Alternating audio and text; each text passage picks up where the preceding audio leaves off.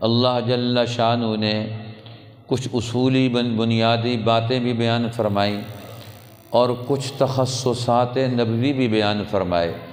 نبی کریم صلی اللہ علیہ وسلم کی ذات پاک سے متعلق کچھ امور، آپ کا خاتم النبیین ہونا، آپ کے ازواج مطہرات کا تذکرہ، آپ کے گھر مبارک کا تذکرہ، آپ کے گھر والوں کی ذمہ داریاں قرآن نے بیان فرمائیں کہ اللہ کے نبی کا گھر مدینہ کے اور دنیا میں بسنے والے سب انسانوں کے لیے یہ نمونے کا گھر ہے۔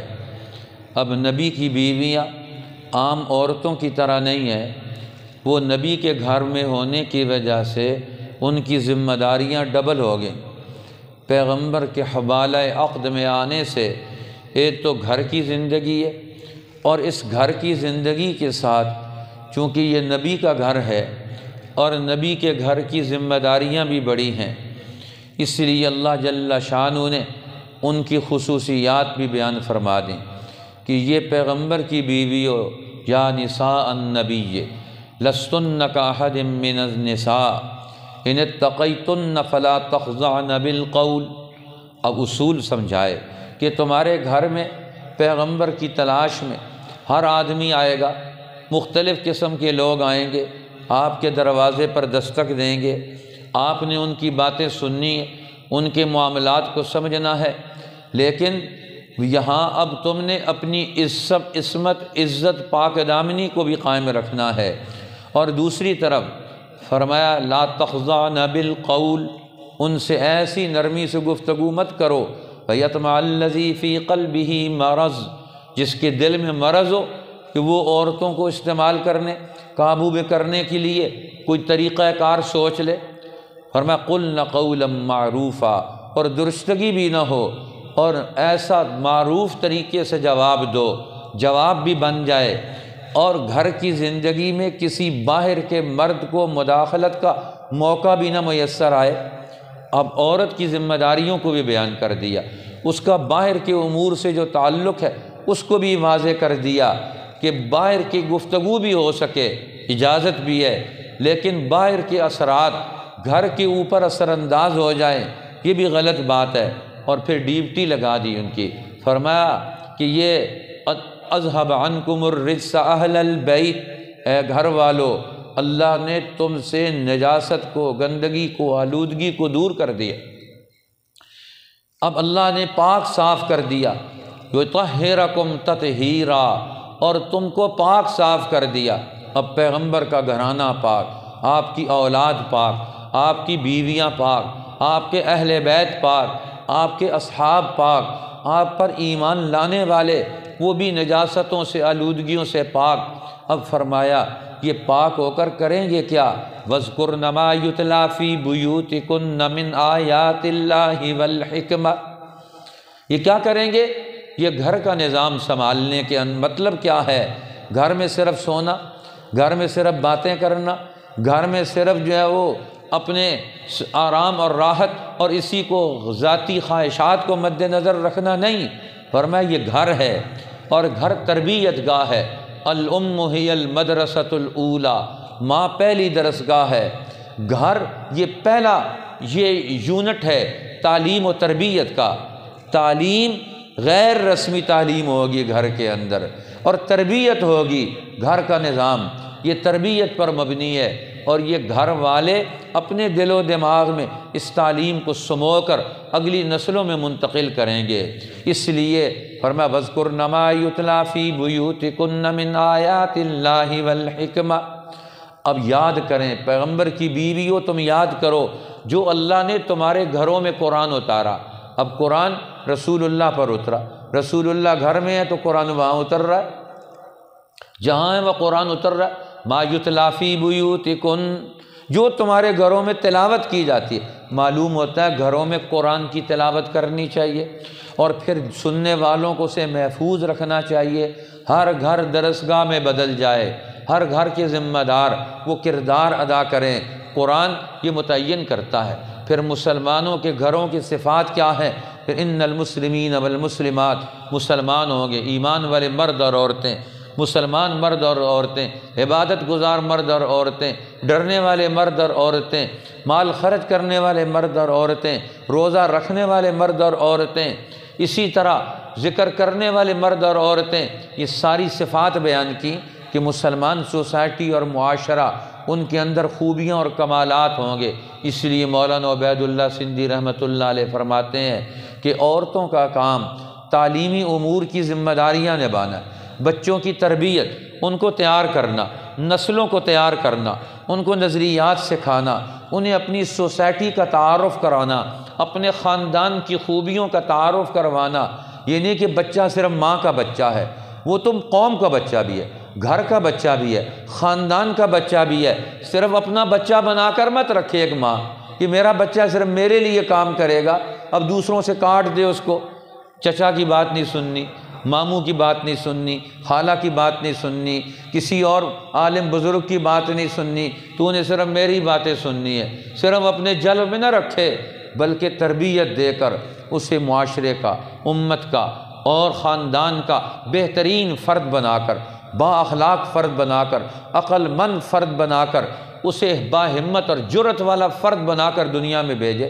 حضرت انس رضی اللہ تعالیٰ عنہ، ان کی ماں آئی، یا رسول اللہ انس خادم ہو، انس آپ کی خدمت کے لیے حاضر ہے، یہ آپ کے پاس رہے گا، یہ آپ کی تربیت میں رہے گا۔ نظر مانی تھی میرا بیٹا ہوگا اللہ کے نام پہ وقف کروں گی، یہ آپ کے پاس۔ آپ نے فرمایا اچھی بات۔ اب حضرت انس چھوٹے بچے رسول اللہ کی تربیت میں آپ کے پاس دے گئی ماں، اب گھر میں ہی جاتے ہیں، فرمایا گھر میں رہا کرو، باقی ٹائم بچ جائے وہ سارا میرے پاس گزارنا ہے۔ اب رسول اللہ ان کی ڈیوٹی لگاتے ہیں، جاؤ فلاں کام کر کے آؤ، کہتے ہیں میں تو نہیں جاتا، میں تو کام کر رہا ہوں، میں کھیل رہا ہوں۔ اب بچہ ہے، اب بچے کو آپ کیسے منوائیں گے؟ تھوڑی دیر کھیل لیا، رسول اللہ آئے، فرمایا اب کھیل کر طبیعت خوش ہو گئی ہے؟ ان کا خوش ہو گئی ہے۔ اچھا آپ کام کرو گے؟ ان کے جی کروں گا۔ کہتے دوڑتے ہوئے چلے گئے، کام بھی کروا لیا اور بچے کو ساتھ بھی ملا لیا۔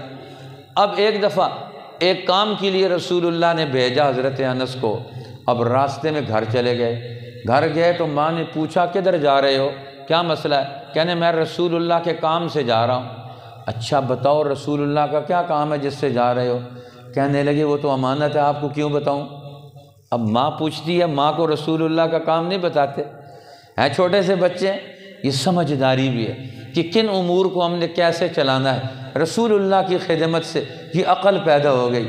آج ہم ساری زندگی گزار لیتے ہیں، کوئی عقل سمجھ نہیں آتی، بوڑھے ہو جاتے ہیں، کام کیسے کرنے، دبانا کیسے، زندگی کیسے چلانی ہے، بڑوں کی خدمت میں۔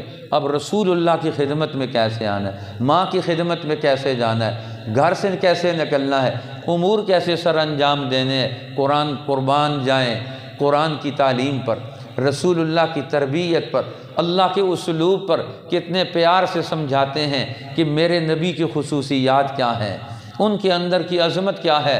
فرمایا ما کان محمد ابا احد من رجالکم ولکن رسول اللہ وخاتم النبیین۔ فرمایا محمد صلی اللہ علیہ وسلم تمہارے مردوں میں سے کسی کے باپ نہیں نسبی اعتبار سے، ہاں روحانی باپ تو سب کے ہیں پوری امت کے، لیکن مردوں میں سے نسبی اعتبار سے کسی کے باپ نہیں۔ مرد کہتے ہیں جوان بالغ ہو جائے۔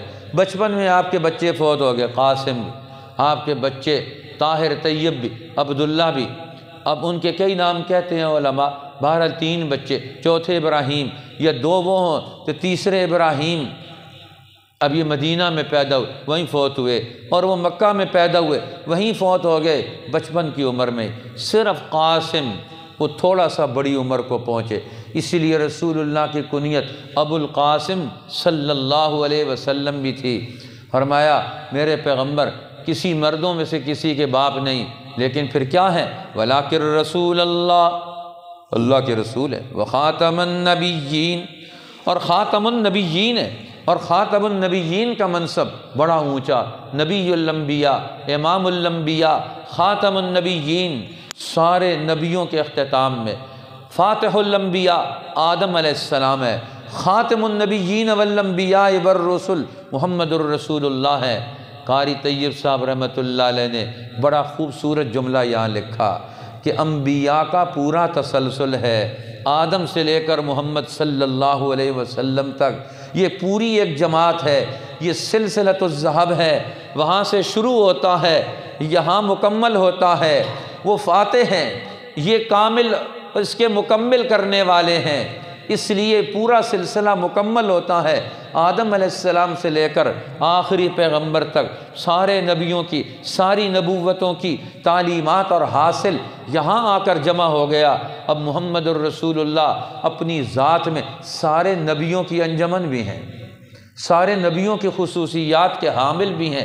صرف خاتم النبیین کا مطلب حجت الاسلام بانی دارالعلوم دیوبند وہ بیان فرماتے ہیں، ایک ہوتے ہیں دنیا کے قوموں کے امام، دنیا کے قوم، ہر قوم کا اپنا امام، ہر قوم کا اپنا لیڈر، اور ایک ہوتا ہے لیڈروں کا لیڈر، اور ایک ہوتا ہے ان لیڈروں کے لیڈروں کا بھی لیڈر۔ فرمایا وہ امام الانبیاء خاتم النبیین ہیں، ہر قوم کے اپنے لیڈر ہیں، ان قوموں کے لیڈروں کے لیڈر ان کے نبی ہیں، پھر ان نبیوں کے لیڈر اور امام کون ہے؟ خاتم النبیین صلی اللہ علیہ وسلم ہیں۔ آپ پر دوری تیری ذمہ داریاں پڑ گئیں۔ خاتم النبیین کے منصب کے اعتبار سے دنیا کی ساری قوموں کو پستیوں سے نکالنا، ان کے لیڈروں کو بھی رہنمائی دینا، ان کے لیڈروں کے لیڈروں کو بھی رہنمائی دینا، ہر بڑے بڑے چھوٹے سے لے کر بڑے فرد تک آپ کا علم، آپ کی نبوت کا فیض پہنچے گا۔ کیسے پہنچے گا؟ یا ایھا النبی انا ارسلناک شاہدا ومبشرا ونذیرا وداعیا الی اللہ باذنہ وسراجا منیرا۔ قرآن یہ صفات بیان کرتا ہے، اے نبی ہم نے آپ کو شاہد بنا کر بھیجا۔ ہر قوم کی صلاحیت کا مطالعہ کریں، جائزہ لیں، اس کو رہنمائی دیں۔ شاہد اسے کہتے ہیں، شاہداً و مبشراً، ان کا مستقبل انہیں بتائیں، یہ قدم اٹھائیں گے، یہ مستقبل ان کا قریب کھڑا ہے، یہ کل آنے والے دن میں کہاں کھڑے ہوں گے، پرسوں کہاں کھڑے ہوں گے، ان کو بشارتیں دیں، افراد کو بھی، جماعتوں کو بھی، قوموں کو بھی، ملکوں کو بھی، کہ تم نے کہاں کھڑے ہونا ہے۔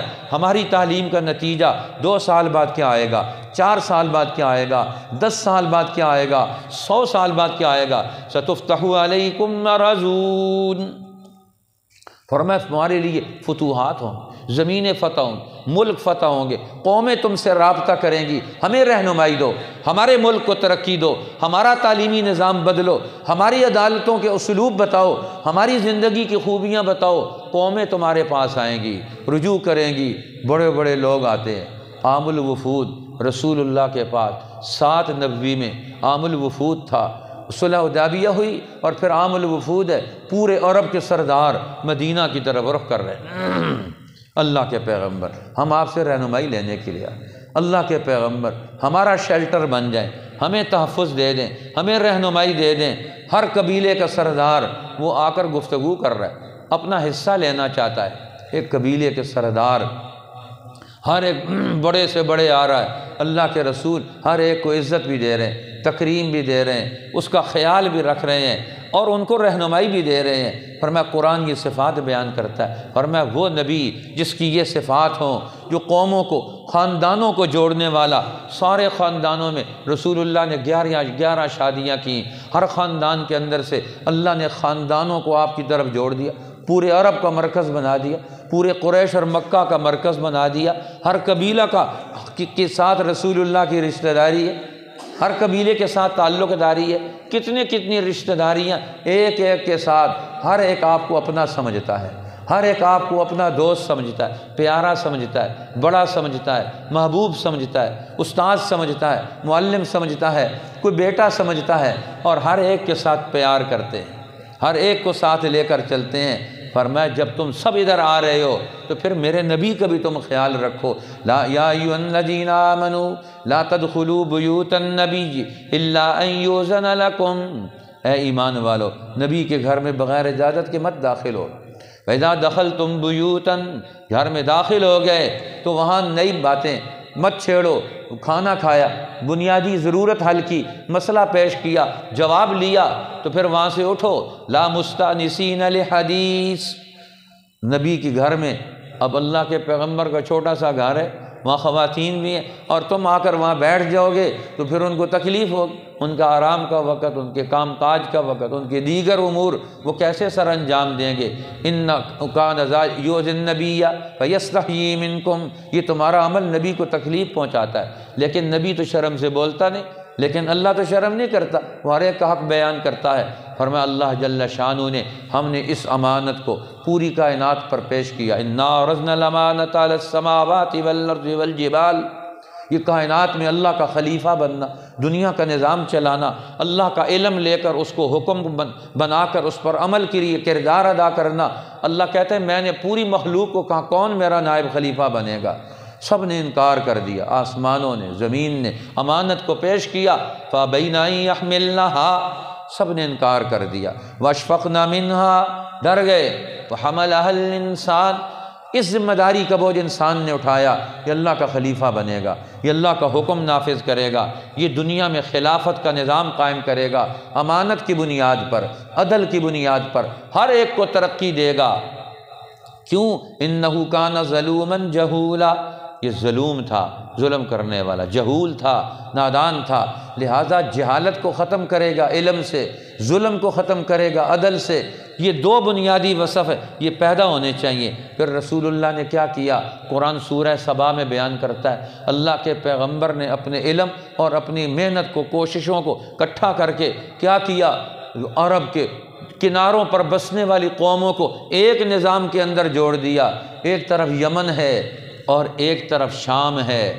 اب یمن اور شام کی قوتیں قرآن ان کو بیان کرتا ہے، داؤد و سلیمان علیہ السلام کی حکومت شام کے اندر تھی، اور یمن کے اندر عرب کی دوسری قوتیں تھیں۔ رسول اللہ کو بیان کیا جا رہا ہے کہ اللہ کے پیغمبر ان سارے علاقوں کو ملا کر، عرب کو ملا کر، حجاز کو ملا کر، یمن کو ملا کر، شام کو ملا کر، ایک مرکز میں ڈھال کر ایک بڑی خلافت دنیا میں قائم کر دیں گے۔ ادھر امانت کا تذکرہ تھا، ادھر آگے ان قوموں کا تذکرہ ہے، زراعت سے ترقی کرنے والی قومیں، اور ادھر سے حضرت سلیمان اور داؤد علیہ السلام کے تاریخی آثار، ان ساری قوتوں کو رسول اللہ نے جمع کر کے دکھایا۔ اب مدینہ کے تابع ہیں سب لوگ، یمن کا مرکز بھی رسول اللہ کے مدینہ کے تابع، اور ادھر سے شام کا مرکز بھی فتح ہو گیا رسول اللہ کے تابع۔ یمن تو رسول اللہ کے زمانے میں فتح ہو گیا، آپ نے حضرت علی کو، حضرت معاذ بن جبل کو یمن کا گورنر اور عامل اور کلیکٹر اور معلم، قاضی، جج بنا کر دونوں کو ڈیوٹیاں دے کر بھیجی، تم جا کر امور سنبھالو، وہاں چلاؤ یمن والوں کو، اور فرمایا یاد رکھنا یمن جا رہے ہو، وہاں لوگ آ کر تم سے دین کا تعارف حاصل کریں گے تو تم دین کا کیا تعارف کرواؤ گے؟ فرمایا بشرا ولا تنفرا، بشارتیں سنانا، متنفر نہ کرنا اسلام سے، یسرا ولا تعسرا، آسانی کرنا، ان کے لیے تنگیاں نہ کرنا۔ وہاں جا کر اب ہم کہیں اسلام قبول کرو گے ہاتھ کاٹے جائیں گے، پھر اسلام قبول کرو گے چوری کرو گے فلاں کام کیا جائے گا۔ اب ہم صرف یہ کہیں سزائیں سنائیں اسلام کی، نہیں، پہلے درجے میں سزائیں نہیں سنانی۔ بھئی تم مسلمان ہوگے، سحری کو اٹھنا پڑے گا، ٹھنڈے پانی سے وضو کرنا پڑے گا، 5 وقت نماز پڑھنی پڑے گی، اور پھر تمہیں زکوٰۃ دینی پڑے گی، یہ سارے کام پہلے دفعہ آپ سمجھائیں کسی کو، وہ کہے گا تو ایسا اسلام تو پاس رکھو، ہمارے پاس تو اتنا ٹائم نہیں ہے۔ بھئی آپ اسے اسلام کی بشارتیں سنائیں۔ رسول اللہ نے ان کو بھیجا، بشرا ولا تنفرا، اسلام کی بشارت کے پہلو سنا، اسلام آئے گا عدل پیدا ہوگا، اسلام آئے گا خوشحالی پیدا ہوگی، اسلام آئے گا تم سب کو آزادی ملے گی، اسلام آئے گا تم سب کو برابری ملے گی، اسلام آئے گا تم سب کو عزت ملے گی، اسلام آئے گا تمہارے گھروں میں خیریں آئیں گی، تمہارے اندر محبت پیدا کرے گا اسلام، تمہیں جوڑ دے گا، تمہارے قضیے جھگڑے سارے چکا دے گا اور تمہیں ایک قوم بنا دے گا۔ اب اسلام کا وہ تعارف، اب ایک اسلام کا وہ تعارف۔ آج ہمارے مسلمان دنیا میں اسلام کا کیا تعارف کرواتے ہیں؟ ہم نیگیٹو تعارف کراتے ہیں۔ اب بھئی تعارف وہ کرو جو رسول اللہ چاہتے ہیں، اللہ ہمیں سمجھ دے دے۔ اب رسول اللہ نے عرب کی ان ساری قوتوں کو جمع کر دیا، تو اب جو قرآن انسانوں کو، عرب کی متمدن قوتیں جو عالمگیر تجارت کرتی تھیں، جن کا تجارت پر قبضہ تھا، تجارتی شاہراہوں پر ان کا قبضہ تھا، اور دنیا کی ساری قوموں سے ان کے رابطے تھے، اتنے سمجھدار پڑھے لکھے لوگ، عقل مند لوگ، ان کو محمد الرسول اللہ قائل کرتے، اور آج اسلام کے بارے میں تعارف کیا کروایا جاتا ہے؟ یہ تو عرب کے اجڑ، جاہل، نکمے، نکھٹو لوگوں کا دین ہے، اس کا جدید دور سے کیا تعلق ہے؟ سائنٹیفک ایج میں، سائنسی دور میں، ایجادات کے دور میں یہ تو جاہل لوگوں کے لیے دین آیا تھا، پڑھے لکھے لوگوں کا دین نہیں ہے۔ آج ہم سے رہنمائی لو، قرآن نے یہ اعتراض ختم کر دیا، ما ارسلناک الا کافۃ للناس بشیرا ونذیرا۔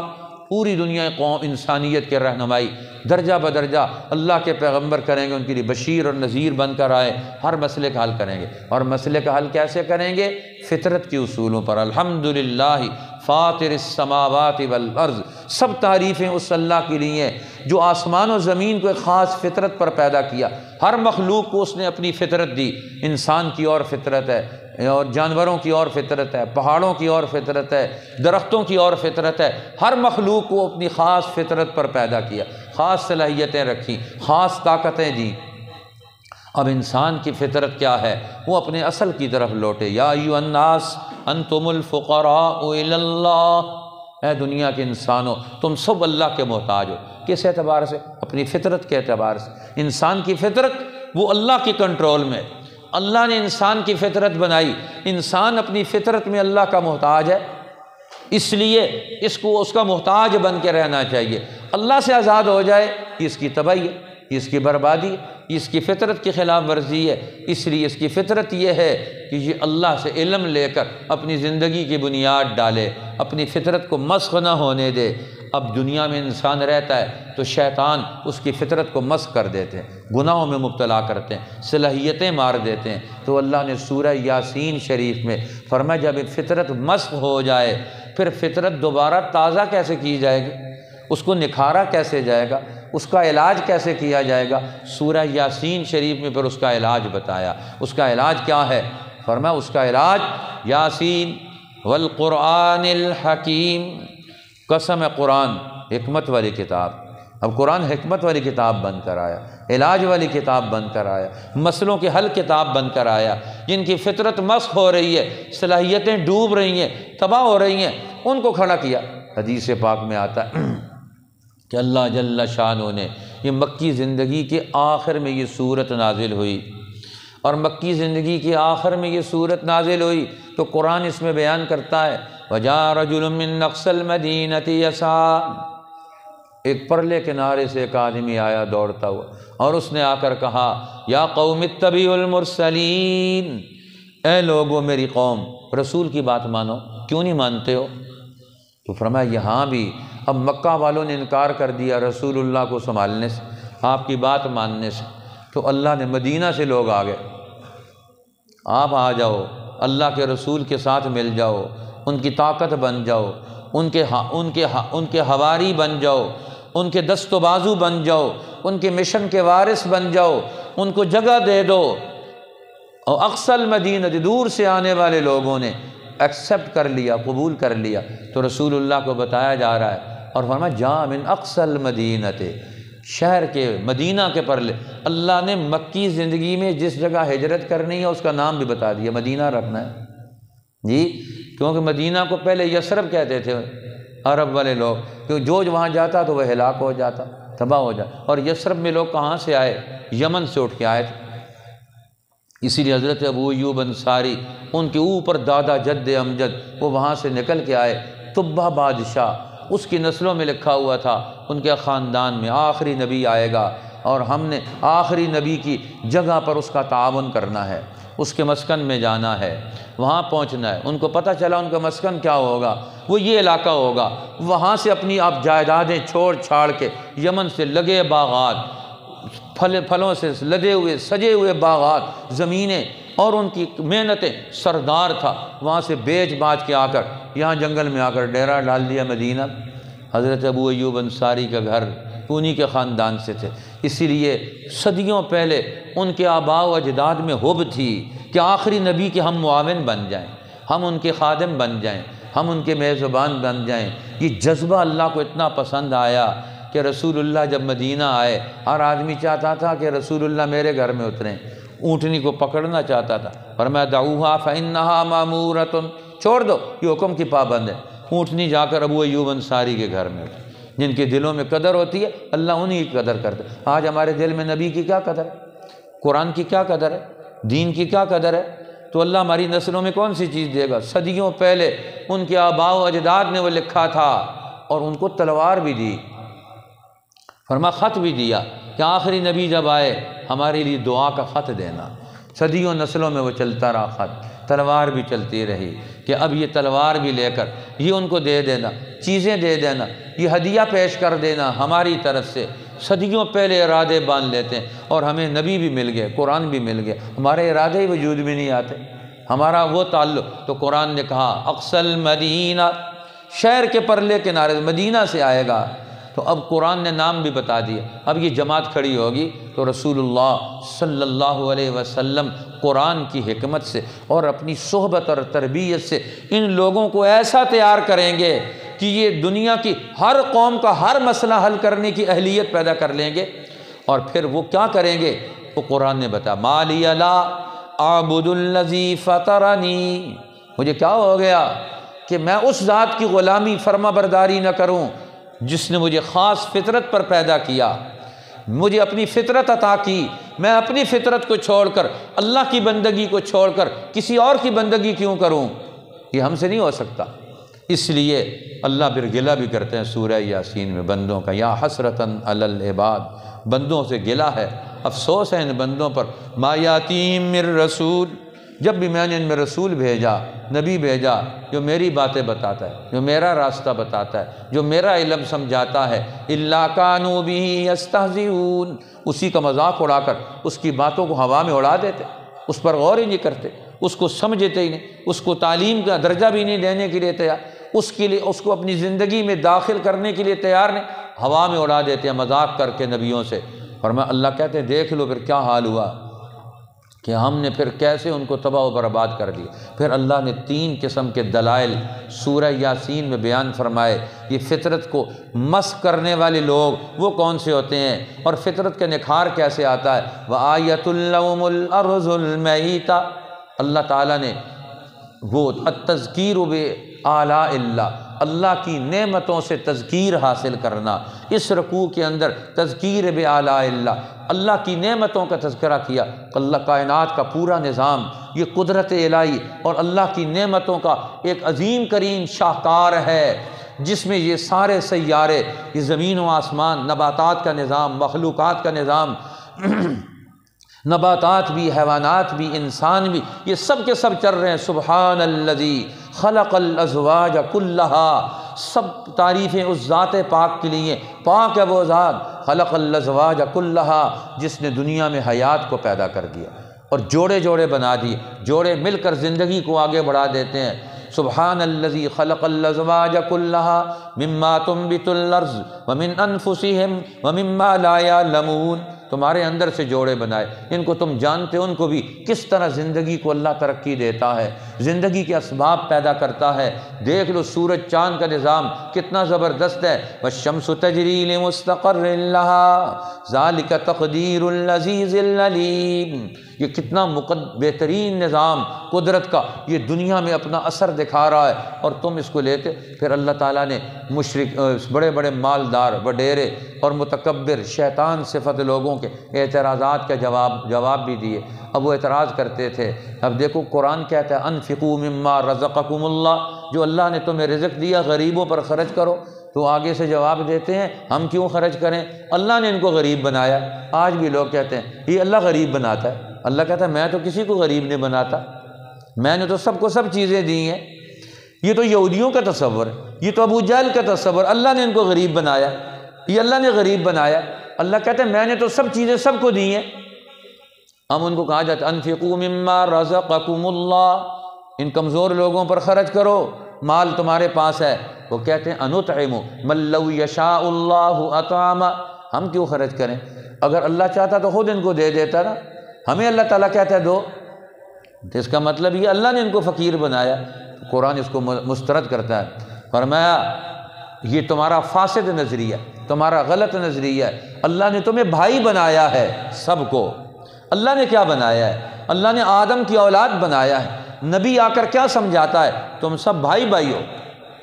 اس لیے رسول اللہ کی محنت سے، تربیت سے کیا چیز نکلی، ہر مالدار وہ غریب پر خرچ کرنے کے لیے تیار، ہر ایک مال دوسرے کی ضرورت کے لیے لگانے کے لیے تیار ہے، اب یہ ذہن دے دیا کہ مال اللہ کا دیا ہوا ہے اور یہ مخلوق اللہ کی ہے، ہم اس پر مال خرچ کریں گے۔ فرمایا وقت آ رہا ہے یہ مال تمہارے ہاتھ سے چھن جائے گا، تم اس کو استعمال کر کے نیکی نہیں بنا سکو گے۔ اس لیے اللہ جل شانہ نے پھر سورہ یاسین شریف میں اس کی طرف بھی توجہ دلائی کہ بندو قیامت کا دن ہوگا، آج تو تم اپنی مرضی سے زندگی بسر کر رہے ہو اور وہاں تمہارا کردار اس کی بنیاد پر تمہاری زندگی وجود میں آئے گی۔ وَامْتَازُوا الْيَوْمَ أَيُّهَا الْمُجْرِمُونَ، حکم ہوگا مجرموں آج میرے نیک بندوں سے الگ ہو جاؤ۔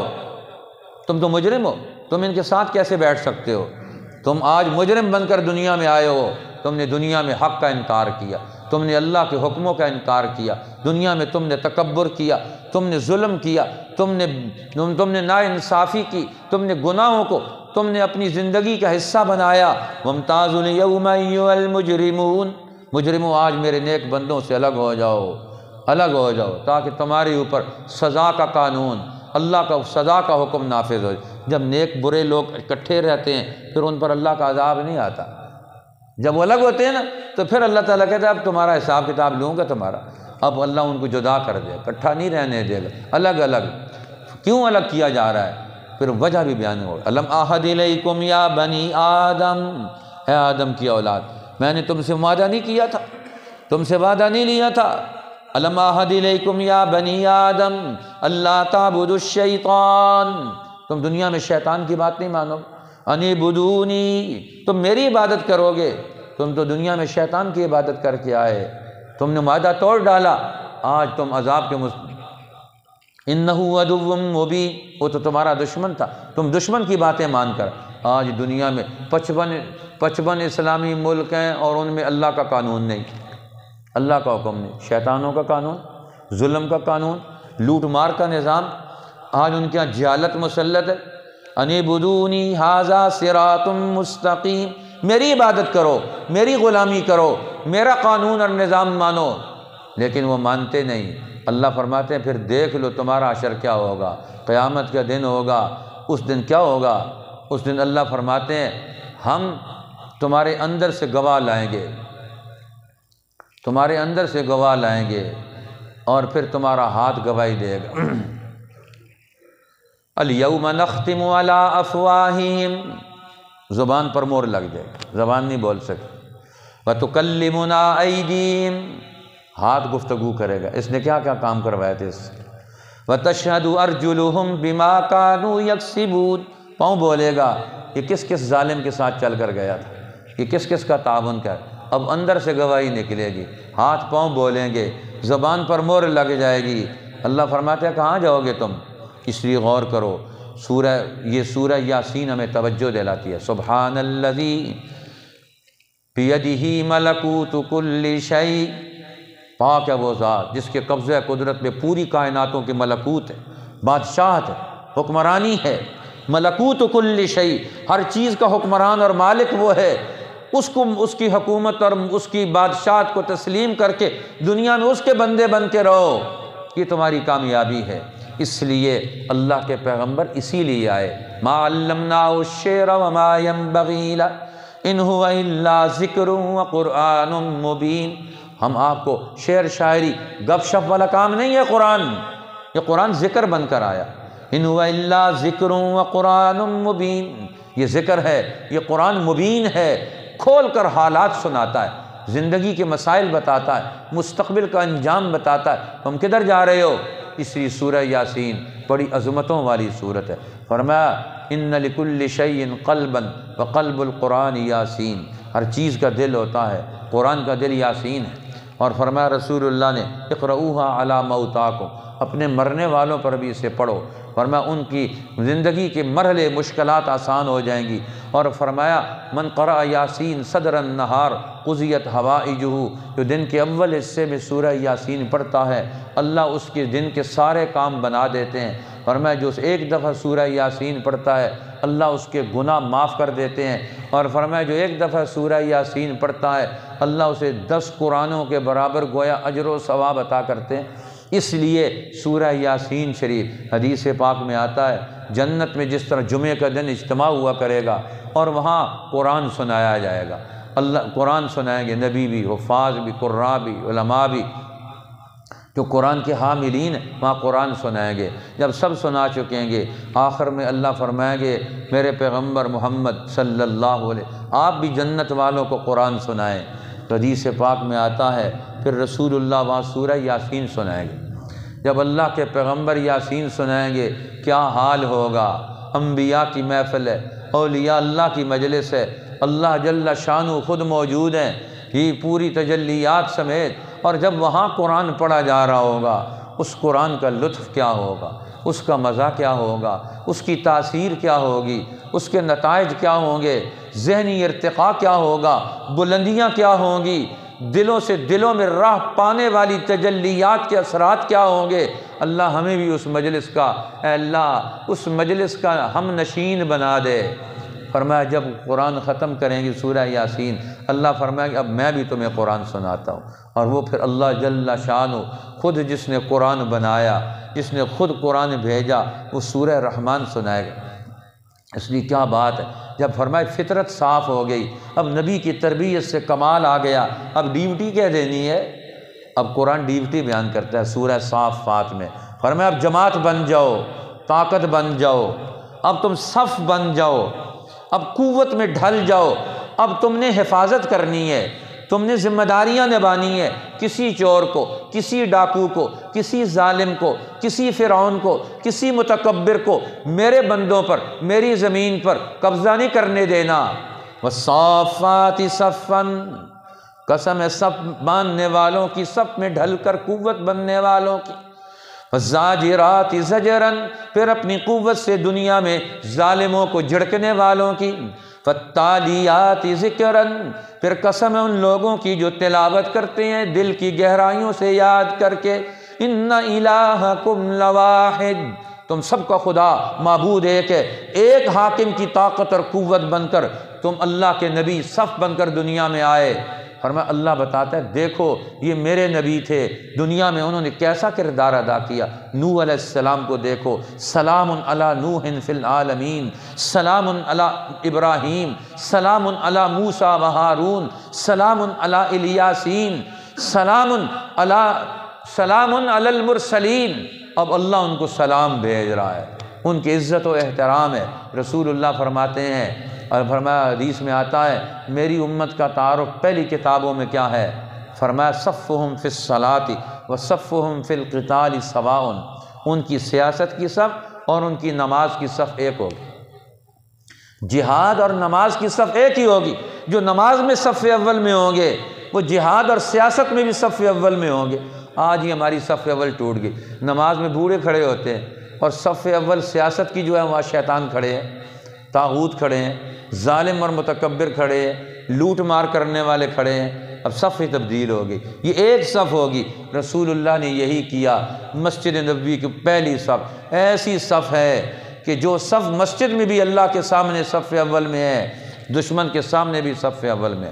عمر بن الخطاب رسول اللہ کے مصلی پر اور رسول اللہ کے پیچھے بھی کھڑے ہیں اور دشمنوں کے سامنے بھی کھڑے، پورا کردار ادا کر رہے ہیں۔ آج مسلمان آدھا کردار ادا، اس لیے اللہ کی نگاہ سے گر گئے۔ اللہ ہمیں عزتیں عطا فرمائے، دین کا محافظ بن کر، صف بن کر، قوت اور طاقت میں ڈھل کر دین کی، قوم کی، اپنے ملک کی، وطن کی اور امت مسلمہ کی، اپنے پاکستان کی بھائیوں کی، ہر ایک کی جان مال عزت آبرو ہر چیز کا محافظ بننے کی ہمیں توفیق عطا فرمائے۔ اللہم لک الحمد۔